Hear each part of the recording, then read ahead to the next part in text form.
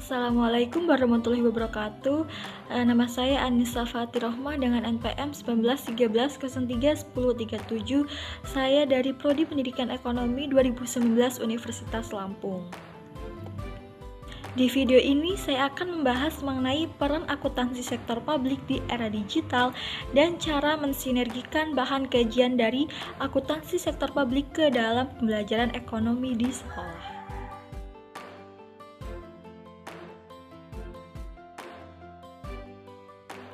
Sebelumnya kita harus mengetahui terlebih dahulu apa itu akuntansi sektor publik. Akuntansi sektor publik merupakan suatu sistem akuntansi yang digunakan oleh lembaga publik. Akuntansi sektor publik ini digunakan sebagai alat pertanggungjawaban kepada publik.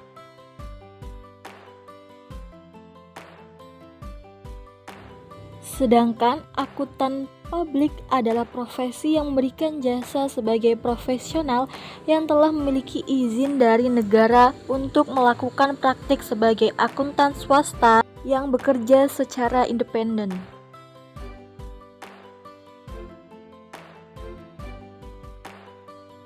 Lalu, bagaimana peran akuntansi sektor publik di era digital?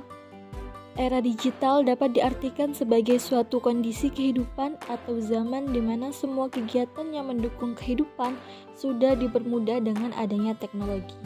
Bisa juga dikatakan bahwa era digital hadir untuk menggantikan beberapa teknologi masa lalu agar menjadi lebih praktis dan juga modern. Teknologi dapat digunakan oleh akuntan publik untuk mengatasi permasalahan klasik yang selalu dihadapi, yaitu terkait masalah waktu.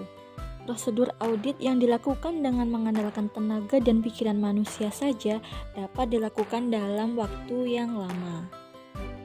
Namun dengan adanya teknologi, akuntan publik dapat mengandalkan urusan administratif dan mengolah data dengan jumlah yang banyak secara akurat dan dalam waktu yang lebih singkat. Akuntan sektor publik memiliki peran penting dalam menyediakan informasi keuangan yang tepat waktu dan relevan. Di era digital akan ada perubahan teknologi yang lebih cepat, maka untuk bertahan dalam era digital ini, profesi akuntan perlu ditingkatkan. Oleh karena itu, akuntan di sektor pemerintah harus berubah dengan melengkapi kemampuan mereka dengan berbagai pengetahuan di luar akuntansi yang berkembang saat ini. Akuntansi sektor publik juga berperan dalam penggunaan inovasi terbuka dalam sektor publik seperti yang telah diterapkan di beberapa negara lainnya seperti Kolombia dan Mesir. Kegiatan inovasi terbuka berorientasi pada pengembangan peluang nyata dan dapat ditindaklanjuti bagi praktisi pemerintah untuk bekerja sama dengan warga negara dalam mengatasi tantangan yang sulit diatasi dalam berbagai masalah yang berasal dari perkotaan hingga pemerintahan. Selain itu, kegiatan inovasi terbuka di kota-kota juga dapat dilakukan untuk mendukung kewirausahaan dan membangun kepercayaan kreatif di antara para pemangku kepentingan yang beragam sebagai pemerintah dan juga akademisi. Selanjutnya, bagaimana cara mensinergikan bahan kajian akuntansi sektor publik ke dalam pembelajaran ekonomi di sekolah? Sesuai dengan beberapa komponen yang berpengaruh pada organisasi sektor publik di bidang ekonomi, yaitu tingkat inflasi, nilai kurs atau nilai mata uang, tenaga kerja, tingkat pertumbuhan dan juga pendapatan per kapita. Maka dalam mensinergikan bahan kajian akuntansi sektor publik ke dalam pembelajaran ekonomi dapat dilakukan dengan memberikan gambaran dan pemahaman kepada siswa mengenai tingkat inflasi, nilai tukar mata uang, tenaga kerja, tingkat pertumbuhan dan juga pendapatan per kapita.